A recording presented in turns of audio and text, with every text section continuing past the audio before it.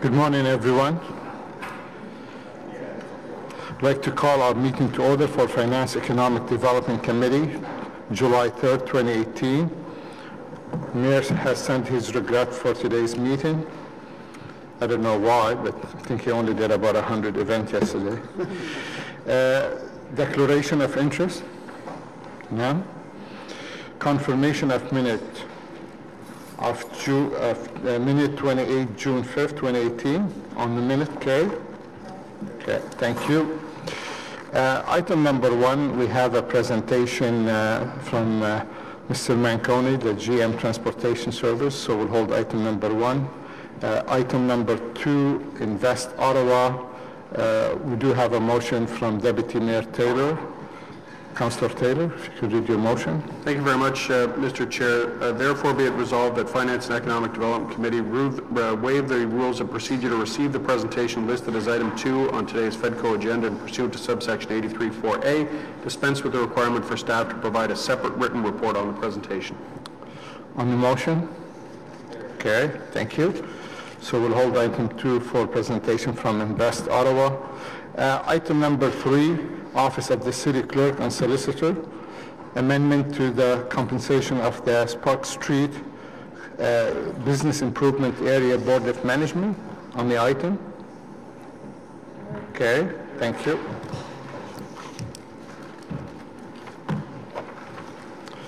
Item number 4, appointment to Canada Central Business Improvement Area, BIA, so that the Finance Economic Development Committee recommend Council approve the appointment of Alana Heinen to the Canada Central Business Improvement Area Board of Management for the term expiring November 30, 2018. On the item? Okay, thank you. Item number 5, Corporate Service Department, declaration of surplus and transfer of 1825 Trim Road to Ottawa Community Land Development Corporation for further disposal and provision of the resources for the Corporate Real Estate Office. On the item? Okay, thank you. Item number 6, application for approval for expropriate land at Albion Road and Leitrim Road intersection pursuant to Section 4 of the Expropriation Act. On the item? Okay, thank you. Item number 7 is surplus land declaration 2175 10th Line Road. On the item? Okay.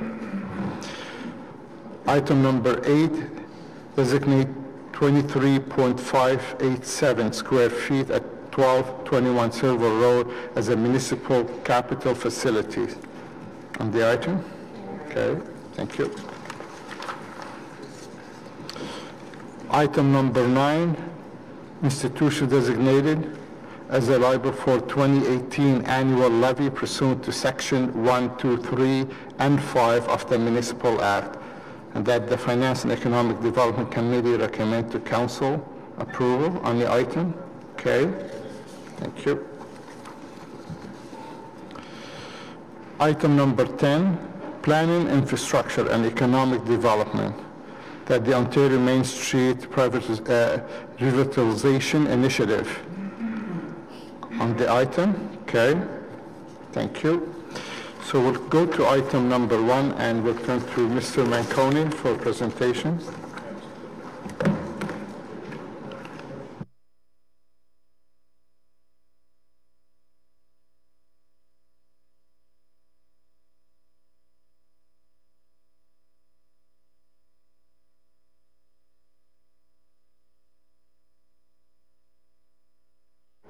Good morning, Mr. Manconi. Good morning, Mr. Chair, members of committee. Today, we're taking a bit of a different approach to our presentation.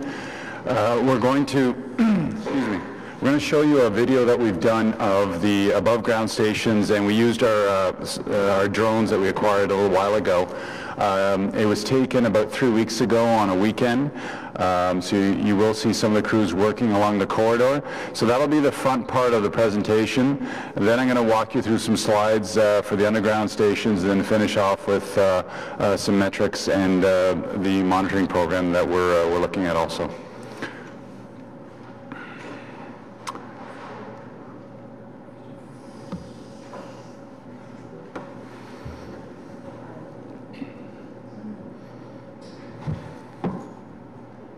And again, I'm looking to the tech to get the thing going.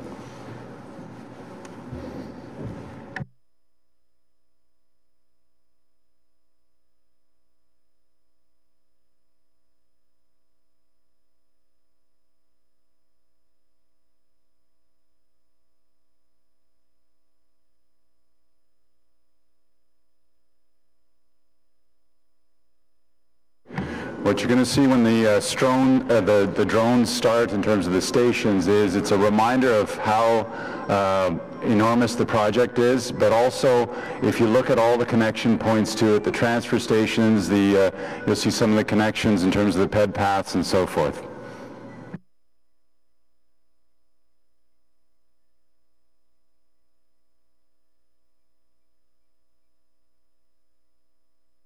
So that's Tunney's, and we're going to start in the easterly direction, starting at Tunney's, heading to Blair.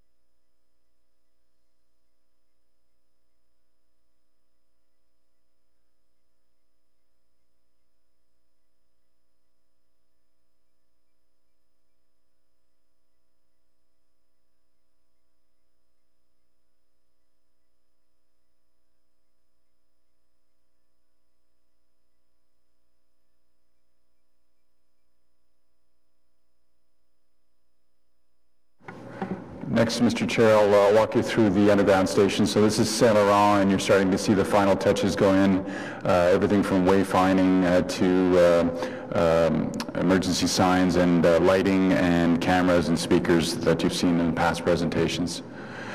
Rideau Station, this is an important picture. Rideau Station, as you've heard me say over and over again, is a critical link to achieving November. What you see there is the station, as I mentioned before, fully loaded with equipment, material, and resources. They are operating 24/7. This is the one to watch in terms of getting to November, and RTG has got really strict oversight in terms of it, because obviously this is the one that was impacted the most with the sinkhole. What you see on the ceiling are two things. There's a scaffolding that's right at the forefront of the picture. That's a temporary arrangement to provide the overhead power for the trains so that we can start running trains later this summer through the tunnel for testing and commissioning. And then what you see in the upper ceiling is 9 kilometers of conduit. That's to continue all the fiber, the wiring, the systems integration through that station. So it's about 9 kilometers of conduit, and then obviously wiring that goes through that. It's enormous. And again, RTG is operating 24/7 in there. This is the last vent shaft that's being completed. That was June 16th. This is right on Rideau Street. Many people were asking, you know, what's that about? I thought the excavation was done. This completes all of the excavation works. That's before they poured, and then on June 26th, that's the final concrete. So this is the ventilation for the system underneath, and they're probably backfilling there this week, and then they'll reinstate the road and the budding sidewalk. So that's another major milestone. Looks very simplistic, but it's a critical system to ensuring that there's proper ventilation throughout the entire system. And Rideau, I remind you, is your deepest station. Parliament, this is at the platform level, some ceiling work that needs to be completed, and the track you've seen before in the catenary and the platform edges are poured with the yellow safety strip along the edge of that. And then Lion, those voids that you see in the background, those are for the fare vending machines. They were completed on Friday. This is a bit of a dated picture of 3 weeks ago. Lion Station, the fare gates are all in. Blair has them, and Saint Laurent has them also, including the fare vending equipment. This is an exterior view of Lion Station, some of the finishing touches on the exteriors. And then, Mr. Chair, members of the committee, I thought I'd share some key project metrics that, again, I think go hand in hand with the pictures and the videos that you've seen. The enormity and the scale of this project is significant. It is the largest one that you've ever taken in the history of the city.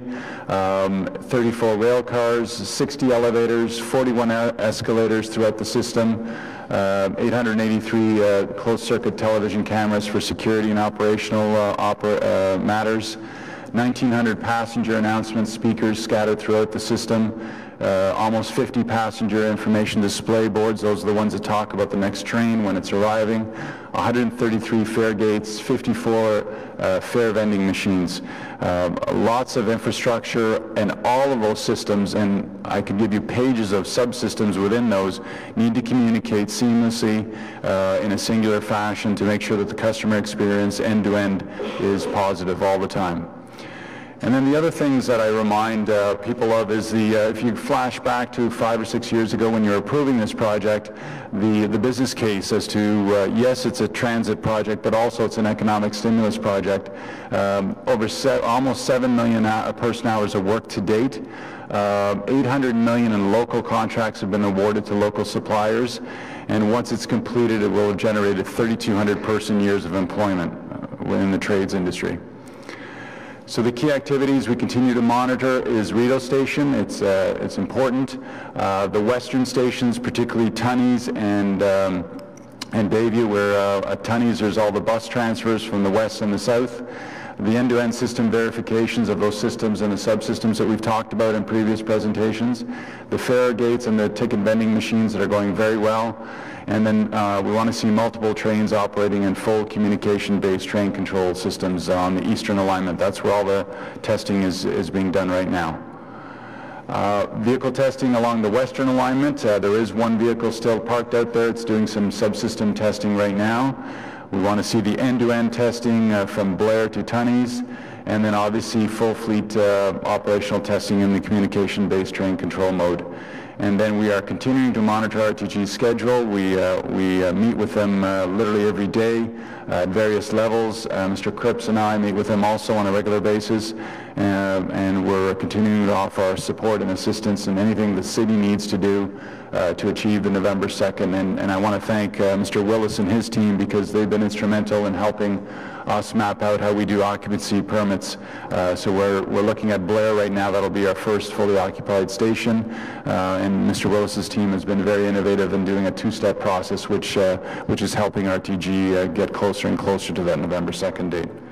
Thank you, Mr. Chair. Happy to take any questions you may have. Thank you, Mr. Manconi, and we do have a question from Councillor Eglai. Thank you very much, Mr. Chair. So, Mr. Manconi, the most persistent question that I'm getting from residents is, let me start at the beginning again. Sorry, so I'm really pleased that you started by showing us the various stations and the state of construction, because the most consistent question that I'm getting from residents is about Tunney's Pasture, that huge important transit hub that we're putting in there. And there's some concern about what is that going to be like in the morning when I'm trying to get to work, and at the end of the day when I'm trying to get home. So I'm wondering, I have a two-part question for you. I'm wondering if you could walk somebody through for the committee. You're getting on your bus at Baseline Station and you're going to Tunney's to transfer to get to work downtown. Can you walk us through what that person can expect to see at rush hour in the morning?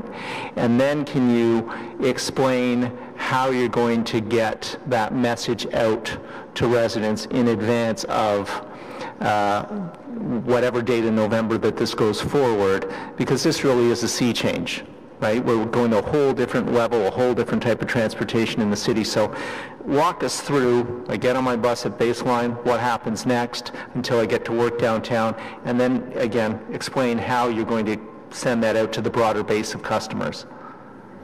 Certainly, Mr. Chair. That is, I believe, probably the number one question that's out there. And I'll start with the back end if I can. So as part of the Ready for Rail campaign, as soon as we take early occupancy of, or immediate occupancy of Blair, we're doing a end-to-end video and information package that will be provided to you, and we're going to flood the market with it.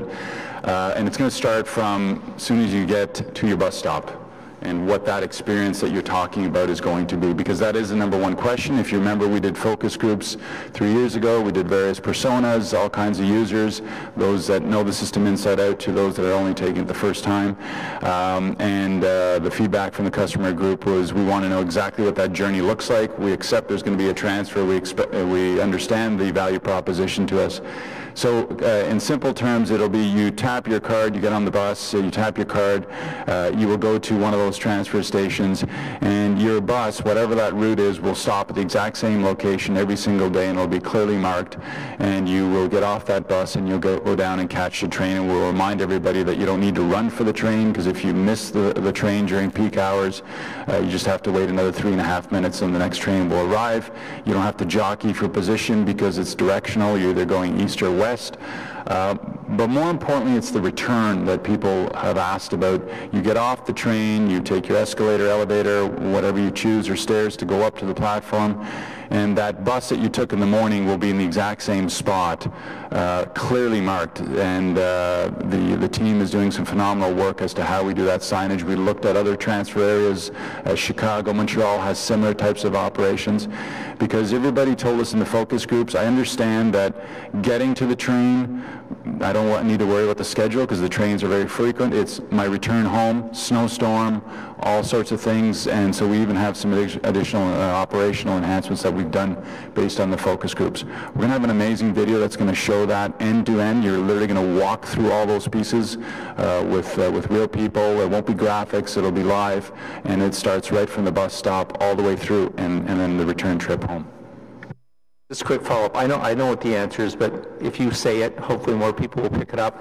So the question also is, either on the way in or the way out, how many times do I have to tap? So do I have to, like, to get on that bus, which is going to be quite busy at the end of the day to go home, are we all going to have to line up and tap to get on the bus? No, because you're in paid fare zones on certain stations. The transfer ones have that. All but two, I believe, have paid fare zones, so no, you don't. The only time you're tapping, again, is if you go out of the paid fare zone and you come back in. Or you're walking up from the street and so forth. But once you've tapped on your bus, it drops you off. So that whole Tunney's platform area, that's all a paid fare zone, and so you won't have to tap again. So what's the approximate timeline then, John, on when we might get our hands on this video that we can share through our newsletters, our websites? It's weeks away at most. We're just waiting to get that occupancy permit for Blair, so that we want to show people going down escalators, elevators, tapping, all those things. So it's imminent. Okay, thank you. Thank you, Councillor Aguilar. Councillor Dean. So we're getting closer and closer, and there still seems like there's a lot to do. And when I was looking at the Rideau station, I mean, it's hard to know what you're looking at because there's a lot to see there. But where is your confidence level now in their ability to put this all together and hand over the keys to the system in November? So RTG continues to say it's November 2nd for them. We still need some more time to get to that ultimate confidence. You've asked me this question in every committee, and I totally understand it. I know everybody's looking for that guarantee, which I will not give. I'll give you that guarantee when I can give you that guarantee that we're going to make November 2nd. I like what I'm seeing. We had some very significant milestones last week, and I can tell you this, Councillor, that every single day matters from now to November 2nd. Mr. Cripps and myself and Mr. Kanalakis are all breathing a little bit better, in that they had some really good results on some of the vehicle testing. We had a two-car train pass what's called level 3 testing on the communication-based train control. That means it can operate fully in automated mode. And we now have a target date later in July to start running vehicles in fully automated mode. And a reminder, we have a person in the cab all the time.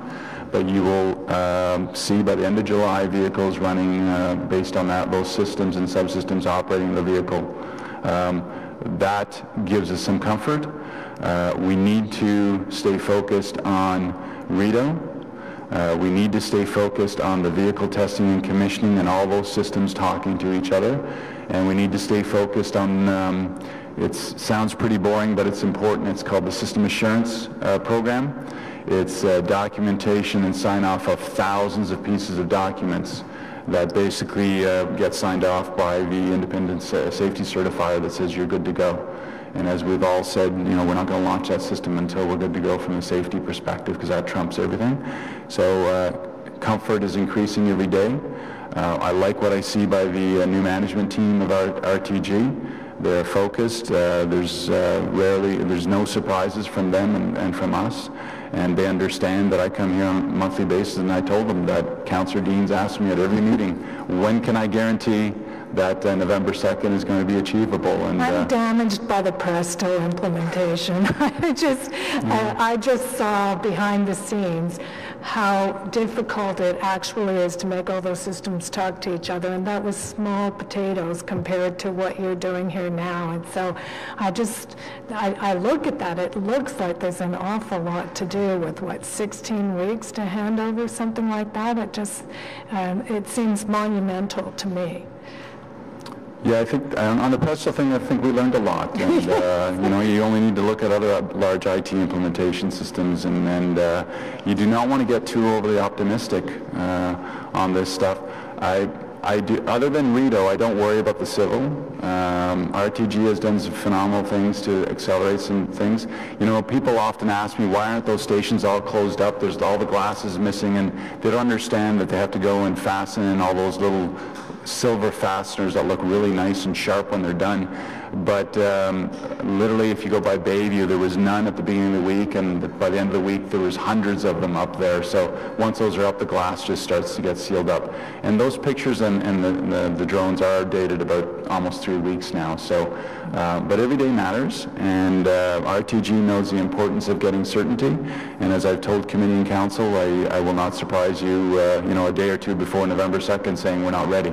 We understand that we have to give council advance notice if there's going to be any changes. How closely is the city involved in monitoring? Like, do you have milestones all set out that you know you need to make in a certain time frame in order to make this November 2nd date?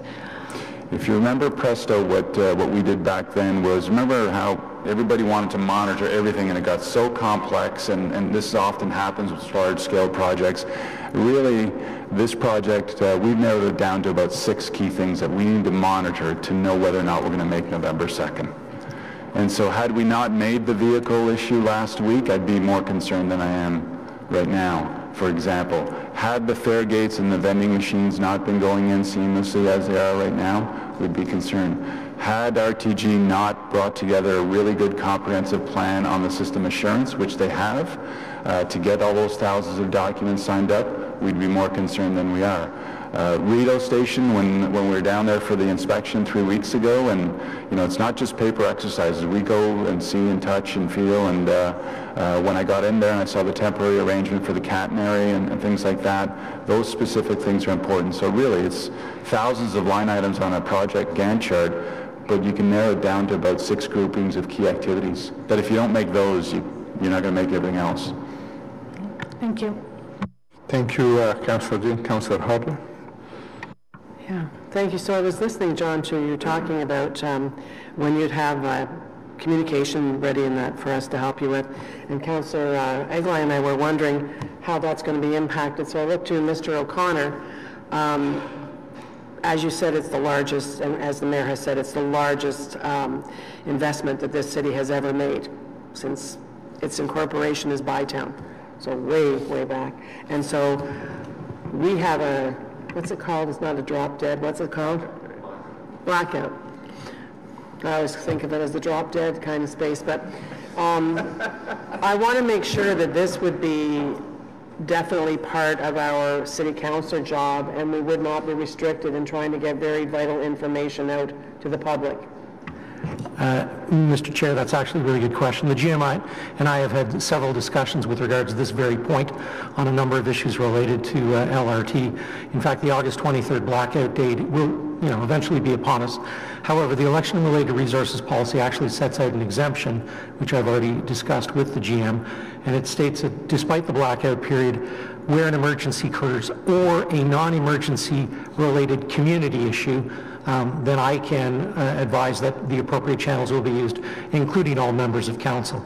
And as the city's #1 project, I've already had this discussion, and we will be, if John can't come in and staff before August 23rd, I would be asking members of council to use their communications in this regard. Because even if it's before August 23rd, it's going to be more and more important to keep the community as well. We are a long way in Nepean and Canada, Stittsville from the closest LRT. So the big concern is going to be those buses and whether they're going to be running and they're going to be on time and that sort of thing. So I think that it's not going to be a one-trick pony for us. We're actually going to have to be regularly part of this because, in the last election, only 34% of the people in Barrhaven voted. The rest of the people expect me to keep them up to speed on stuff. They look to me, I've been there for 21 years, and I think that assuming that they're going to pay attention to the city and not to the person that they figure is going to give them the answer to everything, and this weekend's been real fun,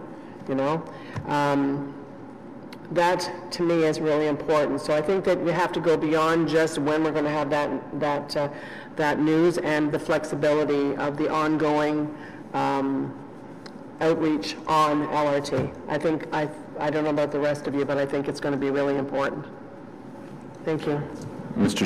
Chair, I can assure you that yes, the video is important, but to Councillor Harder's point, it is all incremental, planned, and we didn't want a big bang. We don't want to inundate the customers, and yes, it is citywide because, as I said, we mapped out 8 personas when we did the customer journey mapping, and there were people from suburbia that don't have a train station next to them. How do I get to that train and so forth? How do I do the transfer? We have all their questions. So, and you will be along with us every step of the way. As Mr. O'Connor said, we've cleared that hurdle. So, just one other thing. I have several park and rides, but the biggest one is Fallowfield. I think that there would be a lot of logic. You know, that's a place where we do a lot of large things, with everything from waste drop-off to reaching out to people, because we know that there's a lot of people. There's however many thousands of parking spots. People are coming there on other buses. They're changing there.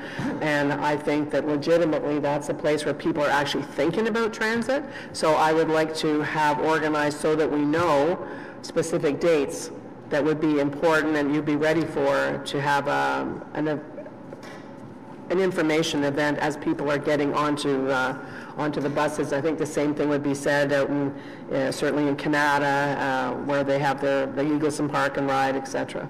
I think that I don't want to diminish the fact that we want the public to be as ready as possible for the great opportunity that this city is going to see. I agree with you, Councillor. I just want to remind everybody that if you look at the complexity of the detours that we did, it's the same scope in terms of flooding it to the point they beg us to stop communicating. That's success on this stuff.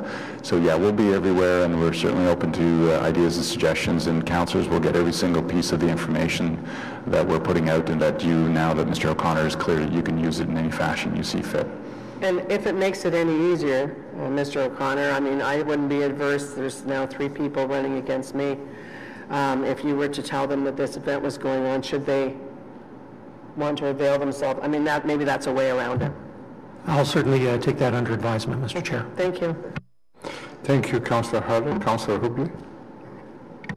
Thank you, Mr. Vice Chair. Just to echo Councillor Harder's points, Mr. McConan, we spoke recently with your staff as well too about the Eagleson Park and Ride, and the fact that we didn't get the uplift or the success we were hoping for with the Innovation Park and Ride, and I'm afraid that as LRT comes online and that uptake in ridership takes place from the suburbs, that an already overcrowded park and ride is going to get worse.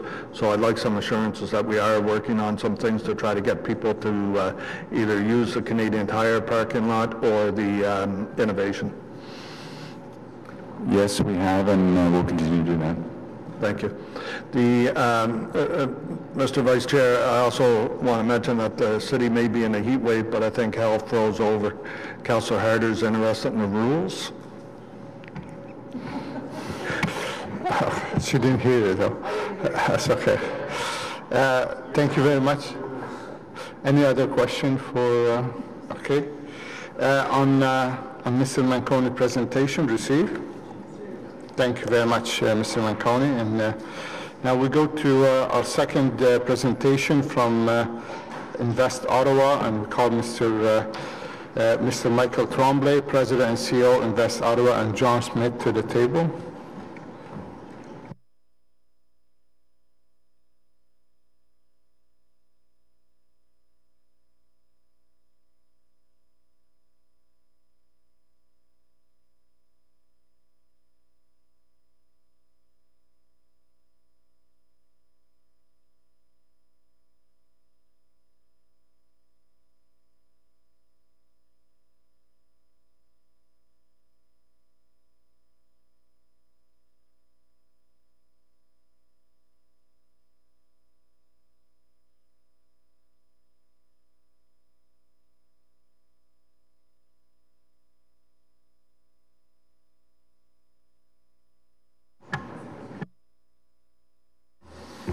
Thank you, Mr. Chair.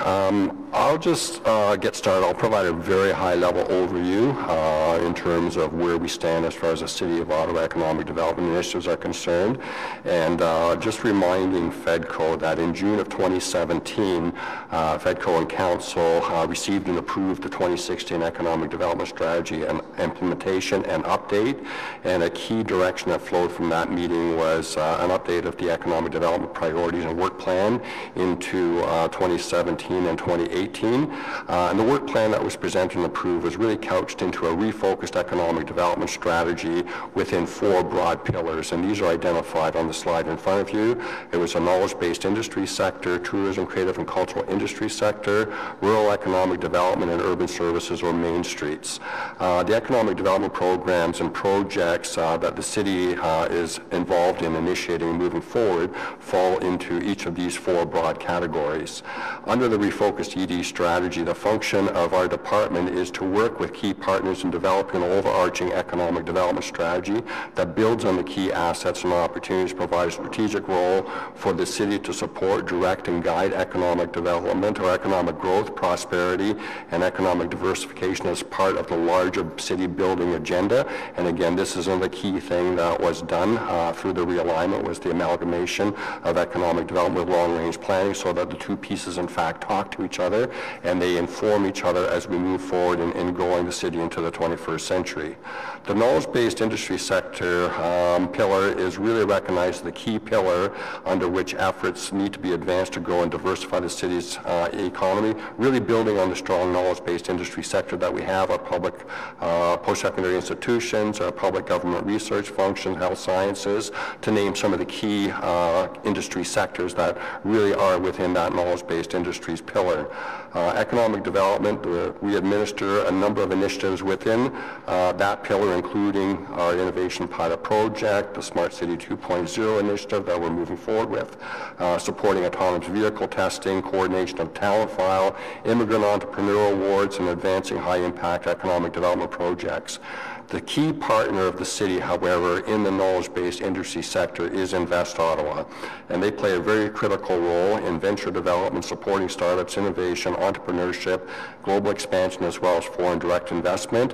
And Invest Ottawa, to really focus their energies and to continue building on the successes that they've managed to garner over the years that they've achieved, has developed a new strat plan to really focus their efforts. And that's really, I think, what Mike is going to be talking about today in terms of some of the things that Invest Ottawa has been able to achieve, and then highlighting sort of the key focus areas under the strat plan.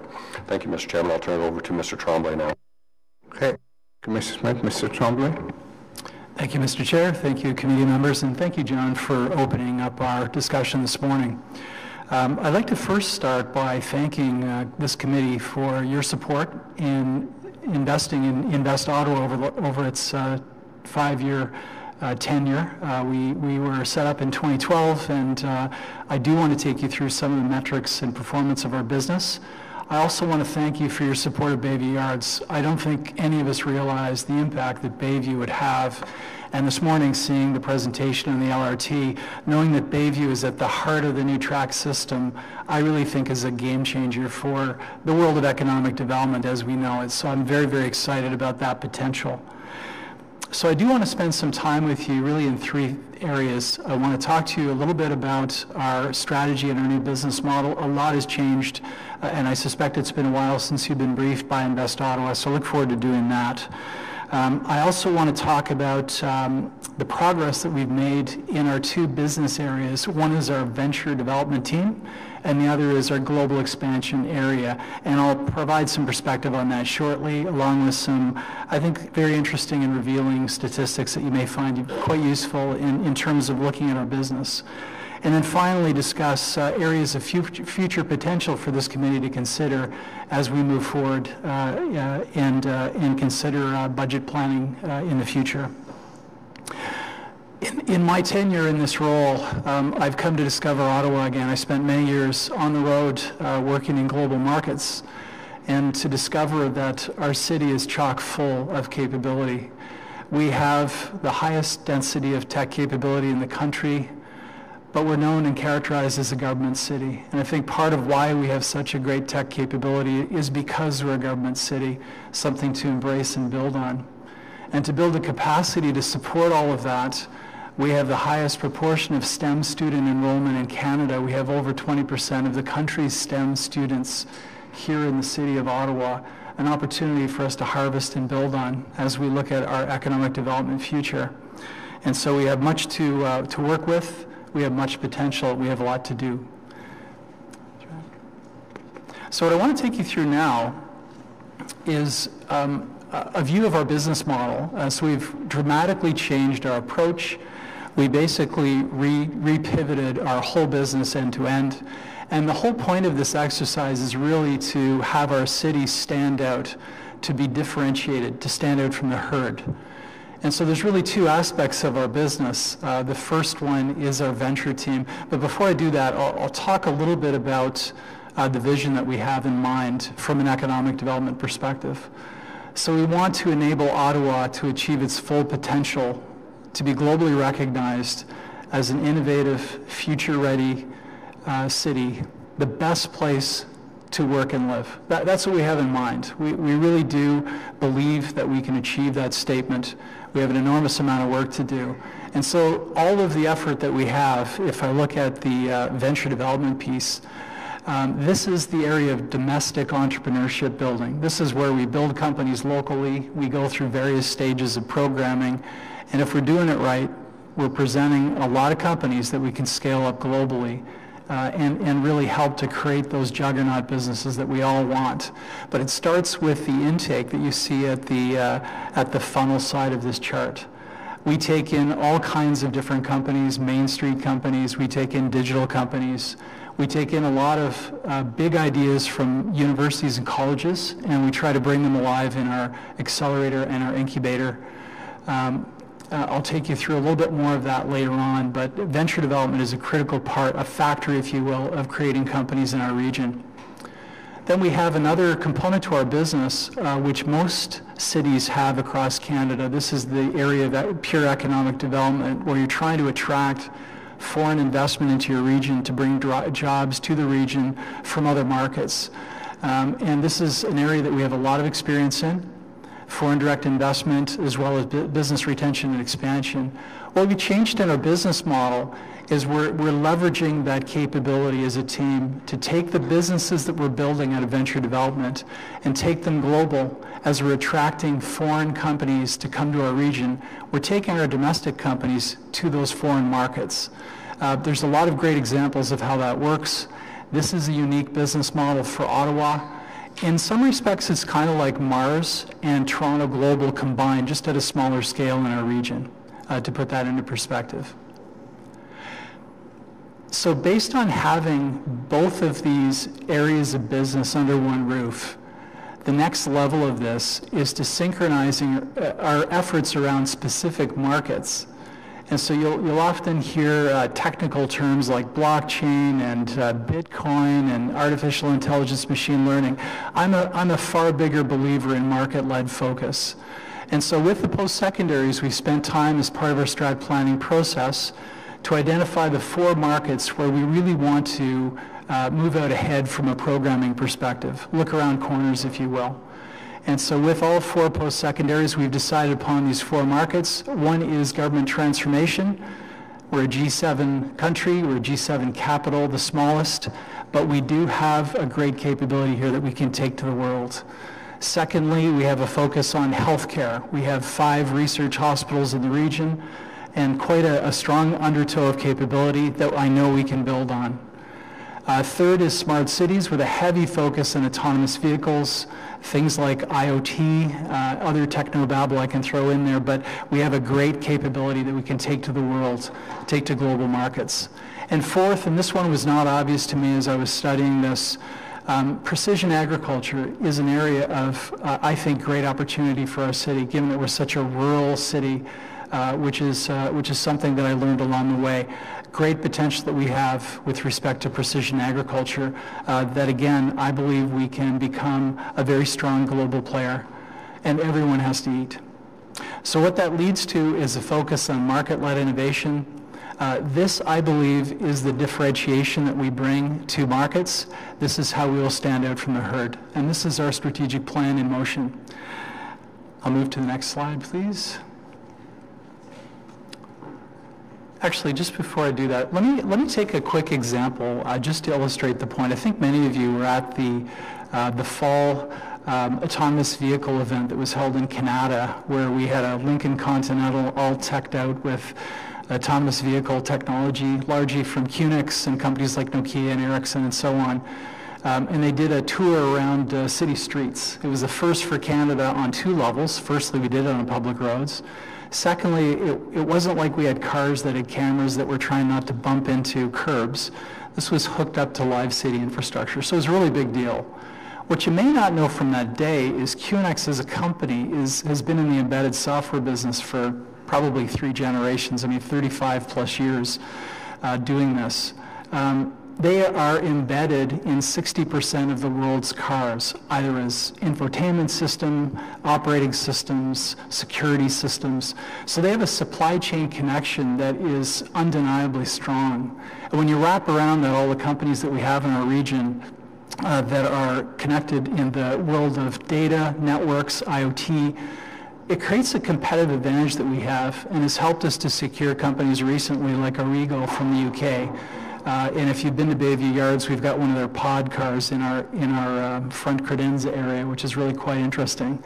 And so it is attracting real investment into our region. It's around capability of talent. These companies see that capability, they come and invest in it, and it makes our flywheel spin much faster.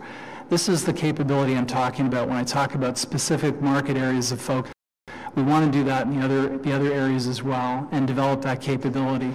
And we would do all of these things because we want our children and their children to have great job prospects when they're ready to enter the workforce. We're in a very good position to do these things, and this is why we do what we do. So I want to talk a little bit about venture development client impacts, just by the numbers. This is going to be tricky, Joanne, because there's a lot of buttons to push here. So we have, if you look at all of the clients we've touched over 5 years, we have a unique set of client identifiers of over 1,500. Every year we provide services to, on average, about 338. So we're pretty active. It's a lot of effort. It's coaching, mentoring, business services, and it's, if you look at the numbers, 41,000 plus hours have been provided over that 5-year period, and 2,900 jobs created. Now that includes Main Street as well as digital jobs that have been created, so it's the broad spectrum, and we've been able to attract over $320 million worth of capital investment to those companies to help bring them alive. The other thing I want to note is we've also run a ton of workshops. Every year we run many programs. 26,000 attendees of our workshops over 5 years, and this is everything from how to file your first commercial tax return to figuring out how to protect your intellectual property. Last week we had Shopify run a digital Main Street event to help companies that are, bricks and mortar companies, e-commerce their business, and that was standing room only event. We're definitely going to be doing that one again, but very wide range of capability that we have. I've got a number of quotes that are the result of some work we had Deloitte do. We did some benchmarking, given that Bayview is fresh and new. We wanted to baseline how our operations is performing. So Deloitte did a lot of work. They have a ton of credibility in the space because they've done work with Mars and Communitech and the entire One Network, which is the Ontario network of entrepreneurs. They've done a lot of research, and they helped us to understand the impact of what is happening at Invest Ottawa and most recently at Bayview Yards. We had them look at a number of things to develop an economic model. So what is Invest Ottawa's impact really having on the economy? And so when they looked at those metrics, what they looked at were things like tax, new revenues generated, areas of our business that have very direct impact. And they discovered that for every dollar of public money that goes into Invest Ottawa, $6.43 is generated in terms of economic value. So we wanted to turn the dial up on that and try to come up with, what would it take to really take Bayview Yards and sweat the asset hard and just produce as much outcome as we can. What kind of impact would we get if we put 275% investment in? And we get a lot of these funds from the province and the federal government. And with that kind of investment, we could go from 643 to 1553. Which is significant output. So the point of it is that the work that they've done is helped us to understand the potential we have. We've got a really good, strong momentum today with more investment. We are focused on that with the province and with the federal government and with industry to take advantage of what we've got sitting at Bayview Yards. This will only increase as the LRT network gets spread out across the city. So I think tons of potential here. And you can see some of the comments that we've got through the Deloitte research just up on the slide. Move to some examples of companies that are currently at Bayview Yards. Actually, one of them has graduated this past summer, Farm Lead. The grocer, which is co-founded, you can see our Prime Minister in there. We had a visit by our Prime Minister in April, which was a fun day for us. Lita Burke and Corey Ellis, who are standing there inside of a sea container that we have installed at Bayview Yards. It's been teched out with hydroponic tech. It produces 250 pounds of fresh produce a week. There are 70 of these installed in the Arctic, and you can see the social entrepreneurship underpinnings of this business. That company is doing incredibly well. The two founders came out of Ottawa U Startup Garage, and they're now have an employee set, I think, of 7, and they've got 2 hires in the works. There was a Fast Company article that came out, and they've identified this company as one of the top 12 world-changing ideas on food production. That's March of this year. So this is a company that's up and coming. They did a Dragon's Den review recently. We don't know what the outcome is. We'll know that in the fall, but this is a company to watch in our region. The second is Farm Lead. This is a company that graduated from our accelerator last.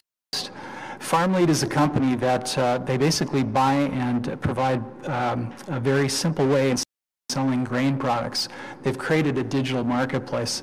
The two founders include Brennan Turner and Alain Gobo, who are actually grew up on farms. They know the farm industry well. They're just really, really well-educated, smart farmers who have created this system. They now have 750 buyers that are certified, and they have 10,000 farmers that take advantage of this system today. When they graduated from our site, they created an office in Ottawa, so they're downtown Ottawa, and they're also in Chicago. And their business is growing. They have 40 employees now. They'll be 50 by the end of the year. So this is a great local success story. And for the second year in a row, they've been named to the top 25 most innovative ag tech companies in the world by Forbes. So these are the kind of companies that we're creating here in Ottawa. Very excited to have them in our midst. Now I've got a couple of healthcare examples. One is Snap Clarity. This is Terry's story. Terry is actually presenting at an event we held at Bayview a couple of weeks ago that puts a spotlight on mental health issues. The point of her business is to provide access to quality mental health care anytime, anywhere.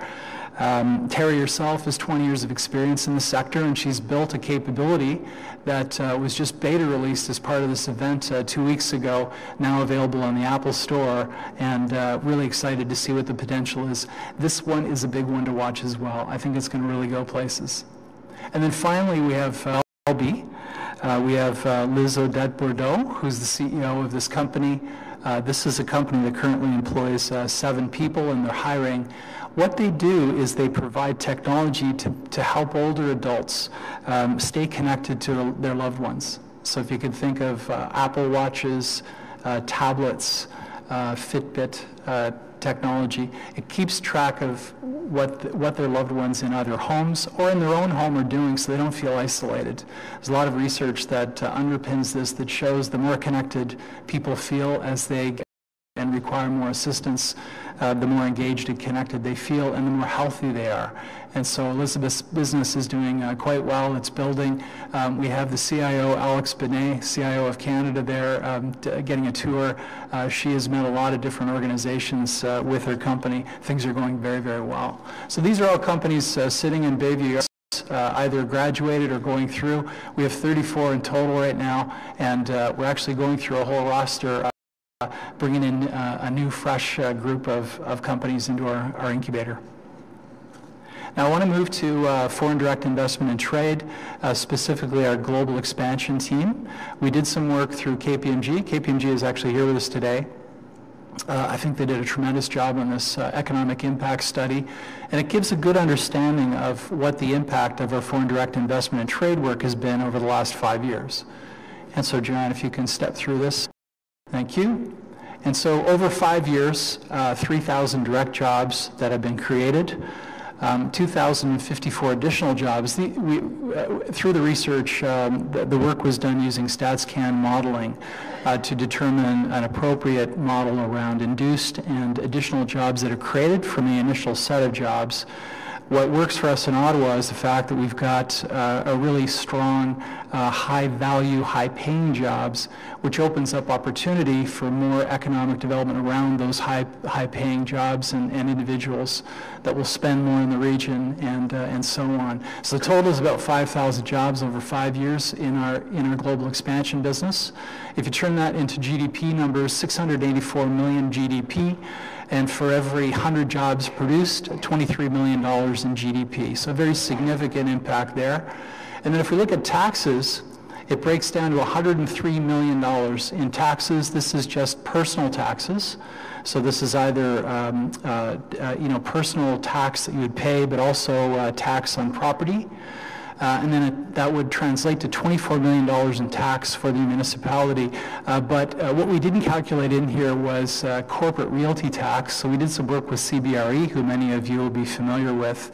And they estimate that conservatively about 4.2 million a year would be produced. So the 24 becomes 45 million pretty quickly. And so pretty good impact on what you see from the work of our foreign direct investment business, specifically our global expansion team. I think I'll move then to the next slide, just to put a little bit of an example here in place. Synchronizing is a Swedish company that joined us in 2014. I note up on the slide here that we landed an employee in a soft landing space. That's a fancy way of saying we made space for them in our office and provided them business services and helped them to get established. And then a few years later, they've got 200 employees. This is a company that has 1,030 employees worldwide. So 200 employees in Ottawa is a pretty significant investment for them to make. They have a plan to be at double that by 2021. They've recently expanded their facility footprint to 36,000 square feet. Which also a significant investment in our region. They provide product lifecycle services at an engineering level, and so having them sit in Ottawa covering markets that they're very accustomed to, like telecommunications, defense, medical devices, they're right at home in Ottawa. So it's wonderful to see their progression in our city, and they're one of many stories. We'll maybe move to the next slide to illustrate that. And so when you look across the work that our global expansion teams do, they try to build businesses that land here that are foreign businesses, but they also try to, of course, scale domestic businesses. I think probably the fastest growing company in the city is Ascent, which currently has just under 300 employees. They've raised $60 million in capital investment to build their business. And they're in a really interesting space right across from Saint Laurent Shopping Center. Just around the corner from them is Lixar. Lixar is a company that has had a steady growth. They're a data company, and they've got high-profile clients like NASCAR, where they're using IoT and data techniques to keep track of the performance of cars. So we've got companies in our midst that are really active in these global markets. Lixar, of course, right across the street from Saint Laurent Shopping Center, as is Ibersoft. Many other companies in our region. Pythian is in Westboro, fairly close to Bayview Yards. Redoc is downtown. They have proposal management software, which is quite strong. We have companies like Boeing that are in the downtown core, and we've got lots of companies at it too. I'm going to just click one more time, Joanne. In the center, I just wanted to tell a little bit of a story of the progression of how these companies all interrelate. So Fluidware is a company that was created in 2008 by a couple of people you probably know. So Ali Fatih and Aidan Mirza. And this is a company that that at the time did really strong survey technology. They were acquired by SurveyMonkey in 2014. SurveyMonkey to select this organization to increase their own capability, and they've actually grown the overall employee base to well over 100 employees. They're down on York Street right now. And then the original co-founders of Fluidware created Fellow, so Aidan has created Fellow. He's in our incubator as well at Bayview Yards.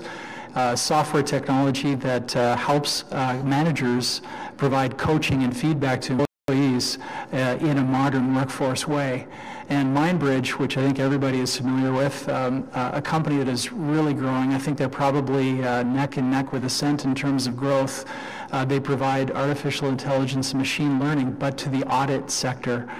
So if you want auditors to look around corners, MindBridge is your company. And so they're right across from Science Tech Museum, just down in Saint Laurent as well. So these are just sort of a range of companies that we've seen significant growth from, and we're very lucky in Ottawa that we have great tech diversity in our city. Now I want to quickly move to some of the work that KPMG had done. So these are more comments from KPMG on what has been really reported by a number of the companies that they did some research with. But we also had benchmarking done, so it wasn't enough just to do a little bit of research on economic impact. How do we stack up against other cities? So we looked at 6 cities in total, including ours, and there was a few that stood out for me. I really thought the work on Calgary was good, given that Calgary has gone through an economic boom and then bust, and then all of the effort they've done to diversify their economy to go beyond oil and gas. And the other one for me that stood out was Montreal International. They've got an incredible program on talent attraction into their region, and one that I think we really need to look at. But if I look at the numbers, Ottawa is modestly invested in, and we're probably middle of the pack in terms of performance, which I think is actually pretty good. Perform well, we're a bit of a budget team, and I think what it tells me when I look at Calgary and I look at Montreal is there's opportunity for growth if we choose to look at going down that track, and I really hope that we do. So let's go down to this home. So our strat plan is based on 3 strategic objectives.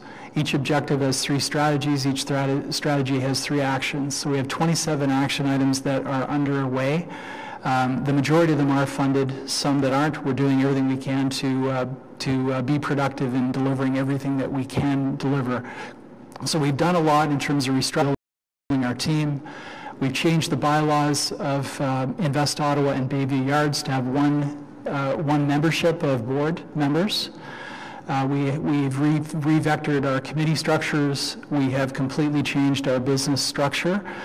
We have changed over many of the roles inside of what we do, so we're quite optimized at this point.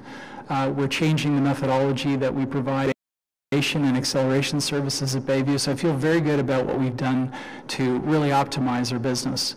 There's 2 other areas that passionately driving market-led innovation. This gets to the point I made around our post-secondaries and healthcare, government, and so on as being target markets. But then also, if we do a great job on operationalizing our plan and being great in markets, if we don't have a strong plan on talent, we really won't achieve our full potential because we won't have the resources to make it all happen. And so I think for me, if I look at it, we have a lot invested through the province and the federal government, and we're chasing more investment with them and industry to help support our venture development business. If we're going to attract companies to Ottawa and talent to Ottawa, we really do need to look for additional support going forward. And so we will come back to provide options to this committee and as part of the 2019-2022 process to determine if there's an avenue at additional investment in our business so we can achieve the full potential of our region. I do want to thank a few people just as I close up. We have had a ton of support from our board members and committee members. They're all volunteers. We get a tremendous amount of support from Stephen Willis and from John and his team and from Donna Gray and her team. Steve Kanalakis has been very helpful to me personally as in my first year and a bit in role. Also a ton of support from our sponsors and all of the volunteers. We couldn't deliver the program without a whole bunch of support from the people around us. So with that, I'll close and open up for questions. Thank you. Thank you very much, Mr. Tremblay. So we do have a few questions. We start with Councillor Dean, then Councillor Hubley, and Councillor Harder. Anyone else? Councillor Wilson. Thank you, Mr. Chair, and thank you for the comprehensive presentation. And I can feel the excitement, and I think there's lots of reasons to be optimistic with what's happening and the talent that we're attracting. But I have to say, when I was listening to you speak, I couldn't help but let my mind kind of go to Donald Trump's America. And, you were talking about your strategic plan and global expansion, and yet we seem to be coming into a protectionist time. And for me, you're talking about how we attract new talent. I couldn't help but think maybe somebody should be thinking about how we bulletproof the jobs we have here if there's to be a global trade war, if there's to be a breakdown of NAFTA, and how vulnerable are we in this city, and how vulnerable are our jobs to that breakdown in global trade. Thank you, Mr. Chair. That's a great question, Councillor. So the way that I think about that is the trade war seems to be the world with the United States. I think the good news we have is we have a very strong global expansion team with a lot of experience in those markets. And so I think it would be very smart of us as a region to build on that and to ensure that our trade connections with other markets is extremely strong. So I think one thing that most Canadians would have gleaned from what's happening with the United States right now is our dependence on the United States. We need to ensure that that is as strong as it can be, but we need to build out in other markets. Another point that you made that is really resonating with the talent piece for me is we have, I mentioned, 27,000 STEM students enrolled in Ottawa. Part of that is because we bring in a lot of international students. And so with the right programming, we should be able to convince a portion of them to not leave Canada, to stay in Ottawa. We can build up our talent pool right here. It doesn't mean that we don't go and hit other markets to bring in more experienced talent to bring back. But it is an opportunity that's a bit unique to Ottawa. Other cities really don't have that available to them. So I'd answer with those 2 points. Thank you for your question. And just following up to Mr. Smith, is somebody in this organization looking at where our jobs might be vulnerable if there is to be some sort of a trade war and how we might protect those jobs? Mr. Chairman, I think this is where the scan that Invest Ottawa has done in terms of really focusing on those key sectors that are seen as a real opportunity. So in terms of, are we doing a scan in terms of where we're vulnerable?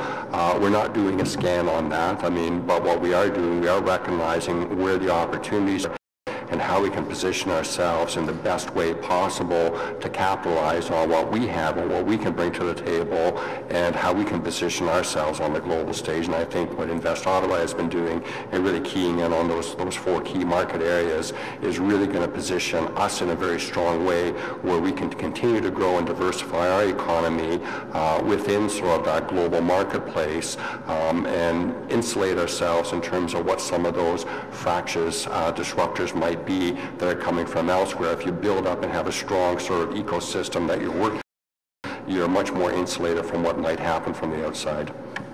Thank you. Thank you, Councillor Dean. Councillor Hubley. Thank you, Mr. Vice Chair. First, if I may, I'll start with John.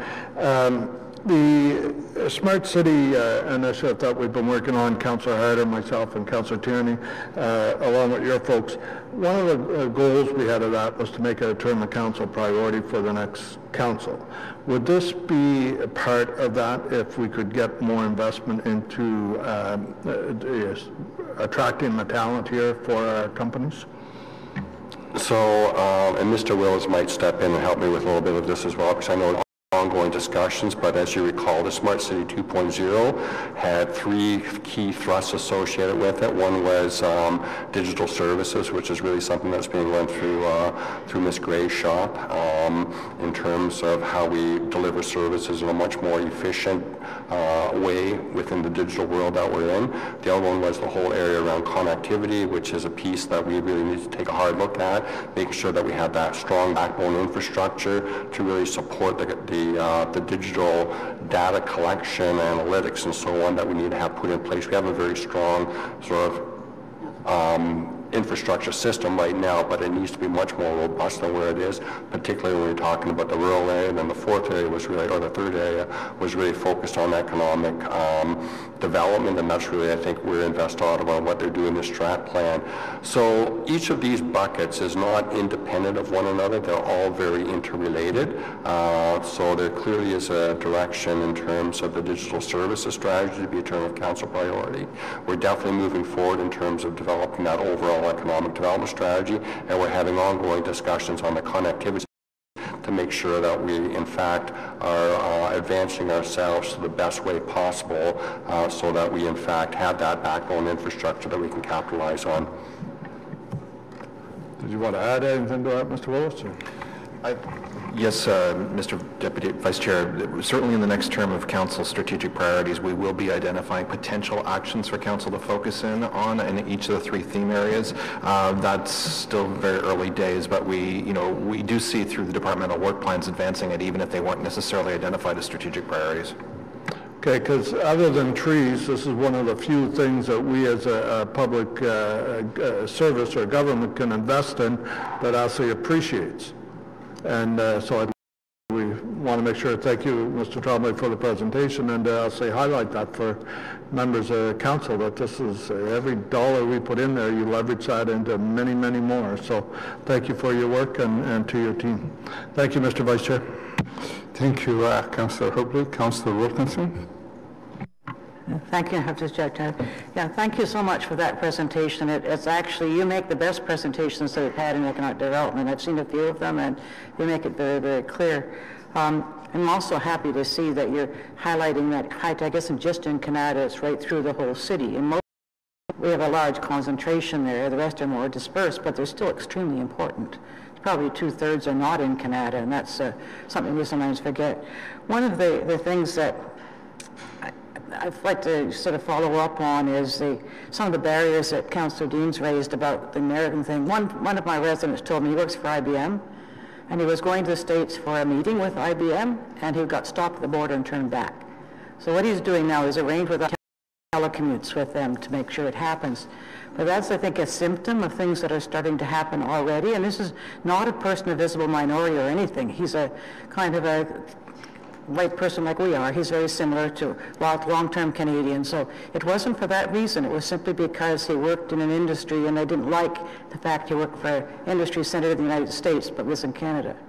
So I don't know how much you can work on that, but I think it has to be on your list to take a look at and also to provide guidance to people who run into this kind of situation. He was able to work it out, but I'm not sure that everybody is.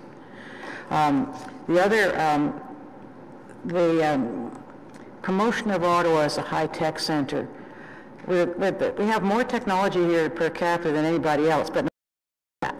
I still hear all the time, Toronto, Waterloo in Ontario, from government, from public, from all sorts. So are you working with Tourism Ottawa and various other things to try to get a better understanding that Ottawa isn't just the capital of Canada, that's a function of government? We also have an economic function that is crucial for Canada, not just for Ottawa. Thank you, Mr. Chair. Thank you, Councillor. I think the first point was a comment that I agree with, and so we definitely need to work on that. The second part is really around this idea of promoting Ottawa. So if any of you have seen the original Amazon HQ2 video that we did, it got a lot of hits out there. We've repurposed it provide a general view of Ottawa, which I think is very powerful. That was actually in partnership with tourism. So we do a lot with tourism. We're trying to make every nickel we have count, and so we put everything that we can into it. That's really more of a question of investment than anything else. And so I think that we've done the best we can with the resource pool we have. I do think it is a time to amp it up. But what I would recommend is, if we're going to do it, we don't do it and send it into the wild. We do it and we focus on GovTech markets, we focus on healthcare, we focus on smart cities, and we focus on agricultural markets, so that our voice will carry further and into specific markets around the world where they will actually hear it. And so I think that if we're focused, we get far better connection and reach. I think that's just purely a matter of investment. Well, all of those are technology-oriented anyway, so I have no problem with that. I think it's do let them know how broad-based we are. The other thing is, you talked about talent. You know there's about 3,000 jobs they can't fill in Canada now that are fairly high level. They're not entry jobs.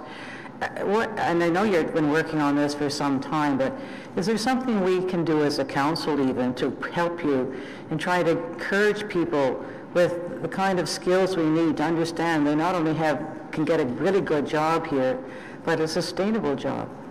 Thank you for that question. So what we have been doing is we've been using very low-cost digital tools. You know that those annoying things that pop up when you're searching the web. But we've been able to get 6 million hits across different areas in the U.S. The focus has been on the U.S., and obviously given world events, we need to shift that. But we've hit New York City, we've hit Dallas, we've hit several locations in Silicon Valley, we've hit Boston. Those 6 million hits have translated into 6,000 people going to our Work in Ottawa site and actually wanting to subscribe to the site to see what's going on. It sounds like a bad ratio, but it's not a bad ratio. To me, again, this is really a question of investment. And so what I would say to that is as we come back with options on the talent file, please look at them closely, because the gateway to doing this is we really do need to put resources in. It's the one area that we really don't have much resource involved in it. I look at the benchmarking with regions. If you're in Calgary, you've got people on talent. You really do want to protect the work that you want to be able to do and attract industries in. Any major company that's looking at a city is looking at capability, and they're looking at local talent. They won't come if they don't see both. And so that to me is extremely important. And then it's a shortage. They're afraid they won't get them, although some of them do try to steal them, so we know. Thank you, Councillor. Thank you. That's important. I just want to let you know we're updating the Canada North study this year with the BIA, and that will give us updated population figures and things which we will feed into you. Once we get that, we should have it by fall. I think it's underway now. And I think that will be helpful for that area, and I'd encourage those to happen elsewhere in the city if it could be done. And in a smart city, I think key to any city is the infrastructure in smart cities. I know Hydro Ottawa has been helping with fiber and various things as well as some of the private companies, but I think it's crucial that we have the basic infrastructure needed for a smart city, and that's a city responsibility. So I think what Councillor Blue was talking about is so crucial to making sure that we continue to move forward. Because if businesses come here and they can't get the fiber they need, they won't come here. And other things of that nature. I agree, Councillor, yeah. The final thing I want to talk about is the city services to business areas. We have a number of these around the city, not just Canada. And we find, I hear complaints all the time about the poor city services. Anywhere outside the Greenbelt is suffering this. I know they suffer in Barhaven, I know they suffer in Orleans as well. Is getting people to and from work is becoming actually critical in my area, and I think it's pretty bad in other areas as well. It's whether they think they're paying their taxes and they're being ignored, because everything goes downtown, everything's fed to make the federal government downtown look nice. And if West Ottawa has a role in that, I think it does have to ensure that we get those, because I'm worried that businesses could leave. I know they're enticed all the time to go to Gatineau, and they pay them to go, and some have already gone. And we have to put the importance of providing that service, which doesn't seem to be in the psyche somehow. It's we do it for the people where they live. We forget about the place where people work, and there's growing areas across the city where this is happening. And Councillor, do you have a question, Councillor? Yeah, the question is what's the support they're going to do to try to make sure we get the services we need in the business parks. Thank you, Councillor. If it twigs an element that we're working on that I think could actually be helpful to different regions within the City of Ottawa. So we're working closely with the post-secondaries as part of all of that engagement we've been having with them to do something they're describing as the education city.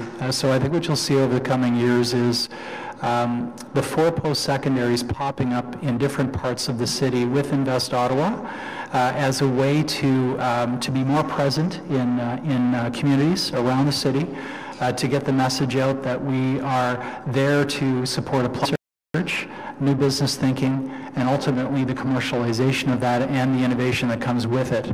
And so I think that you'll see that happen over the next year to 2 years. We do have one in mind that we'll have as kind of a beta site that we'll do within a few months. So it's coming, and I think it'll have an impact in the way that you've asked. I know those are happening, that's in the education level, not upgrading, and that's good. But if people can't get to work, which is basic infrastructure, that's also a problem that I think you could at least, if you hear about it, just put your voice to and say, we have to deal with this. Thank you, Councillor. Okay, yeah, we'll look at it. Thank you. Thank you, Councillor Wilkinson. Any other questions?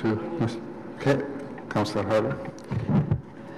So thank you very much for coming today. It's been a real pleasure for me to work so closely with you, with our small group of staff, between Donna Gray's shop and certainly Steve Willis's shop and the NCC. And as you know, we're doing some amazing things. It's very exciting. And I know that Councillor Dean's opened the door on the what's happening with the tariffs and, you know, the NAFTA and et cetera, but I mean, I would imagine that Blair, and I see Blair here today, is keeping a good eye on the international. So like, I was reading an article from the, I think, National Farm Association about Japan, and they're concerned that our grain from out west and that. And so, as you know, we are pulling together here locally the Agra Eastern Lowlands, and of course we have a ton of agriculture here that we're working on as well, on things like traceability and that. So can you just talk a little bit from your perspective of how you're engaging with other innovation centers across Ontario, first of all, because with the brand new government, that's a whole new opportunity. Yeah. What kind of outreach there's been, now that you know the ministers, et cetera, and then across Canada. Thanks, Councillor. That's a great question. So we are re-engaging. I think that it's going to take a little bit of time through transition to really understand where everybody is sitting in this. The way that we work with other incubators may depend on how the new government receives the one review. I mentioned that in my comments. The Ontario Network for Entrepreneurs, Deloitte actually did a fair bit of work in the preparation of that. There was a subcommittee put in place. They looked at the performance of the investments made during the last probably dozen years anyways in investments into innovation in Ontario, and many of the recommendations were extremely favorable to our region. I think what it points out is the nascent potential of Ottawa and how we could actually lift other parts of the Eastern Ontario up by being what they were describing as a provincial innovation center. And so my hope is that we actually go down that track, because that can also be a feeder model for generating companies and business, in particular in agriculture. I actually think that's a natural for us. For example, having the many companies that are developed in the Kingston area around Queens, who we partner with a lot, could add quite a bit of momentum into our regional innovation center, especially around those four themes. I think of it around those focus areas, Jen, and I'm actually quite excited on the precision agriculture one. At the start, it took me a while to understand the potential, but once I did, the penny dropped, and that is truly a growth market. Everyone's got to eat, and no one has complete control or ownership of the market. So I really do think we have a lot of good ingredients to make that work. Right, and the work that we're doing that ties and techies and that with the traceability and the interest of like the Farm Boy and the large companies that, and then of course the work that we're doing with the experimental farm and that big data analytics and et cetera, the digitization and that sharing the information. I think that a real coup for us here in Ottawa that we haven't used in the past, but what we're knowing now is the departments that also believe that they should not be working as silos, which they have been. It gives us a distinct advantage in Ottawa as the nation's capital on a global stage. When you have the Canadian Food Inspection Agency that's interested in working with Ag, that's interested in working with NRC, that's interested, and they know that they're better and stronger, as is Canada, by working together. I think we're at a phenomenal crossroads, and I really urge you to, and I'm not trying to spend your money or our money, Mr. Kanalakis. or the mayor's money before budget, but it's a conversation that we have to have. We have just embarked on a brand new department relatively under Mr. Smith. From what we see on our little team that's working on all of this, we don't have the capacity with the investment we're making right now. Mr. Willis has been playing a key role, as Donna Gray, as I said, and just understanding, like we have so much opportunity coming our way, and we can only be, I think, nimble for so long before it's actually going to take some money, and understanding that the investment will be worth that. The results will be worth the investment. Thanks very much for coming out today. Thank you. I always learn something from you talking to us. Thank you. Thank you, Councillor Harder, and thank you, Mr. Tremblay and Mr. Smith, for your presentation. On a presentation received. Thank you. And with that, folks, notice of motion for consideration from a subsequent meeting. We have none. Inquiries? See none. Adjournment. So moved.